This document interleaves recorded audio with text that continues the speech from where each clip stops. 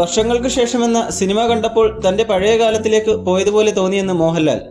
മോഹൻലാലിന്റെ കുറിപ്പ് ഇപ്പോൾ സോഷ്യൽ മീഡിയയിൽ വൈറലാവുകയാണ്. മോഹൻലാൽ പറയുന്നത് ഇങ്ങനെ: മിഴി ഫിലിംസിന്റെ ഒരു പുതിയ വീഡിയോയിലേക്ക് എല്ലാവർക്കും സ്വാഗതം. സിനിമാ സംബന്ധമായിട്ടുള്ള വാർത്തകൾക്കും അപ്ഡേറ്റ്സിനുമായി നമ്മുടെ യൂട്യൂബ് ചാനൽ സബ്സ്ക്രൈബ് ചെയ്യുക. തിയേറ്ററുകളിൽ മികച്ച പ്രതികരണവുമായി മുന്നേറിക്കൊണ്ടിരിക്കുകയാണ് വിനീത് ശ്രീനിവാസൻ സംവിധാനം ചെയ്ത വർഷങ്ങൾക്ക് ശേഷം. ധ്യാൻ ശ്രീനിവാസനും പ്രണവ് മോഹൻലാലും പ്രധാന കഥാപാത്രങ്ങളെ അവതരിപ്പിക്കുന്ന ചിത്രത്തിൽ 70കളുടെ പശ്ചാത്തലത്തിൽ സിനിമാ മോഹവുമായി മദിരാശിക്ക് വണ്ടി കയറുന്ന രണ്ട് സുഹൃത്തുക്കളുടെ കഥയാണ് പറയുന്നത്.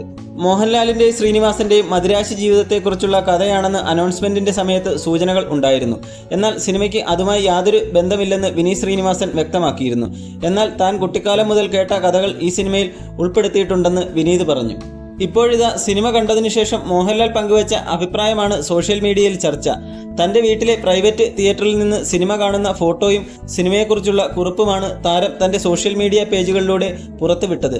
സിനിമ കണ്ടപ്പോൾ തന്റെ പഴയ കാലത്തിലേക്ക് പോയതുപോലെയാണെന്ന് താരം കുറിച്ചു. കടന്നുപോയ കാലത്തിലേക്ക് ജീവിത സായാഹ്നത്തിൽ തിരിഞ്ഞു നോക്കാത്തവർ ഉണ്ടാകുമോ? എത്ര ചെറുതായാലും ശരി, നേട്ടങ്ങൾക്ക് നടുവിൽ നിന്ന് അങ്ങനെ തിരിഞ്ഞു നോക്കുമ്പോൾ ദൂരെ ഏറിയോ കുറഞ്ഞോ യാതനകളുടെ അധ്യായങ്ങൾ കാണാം.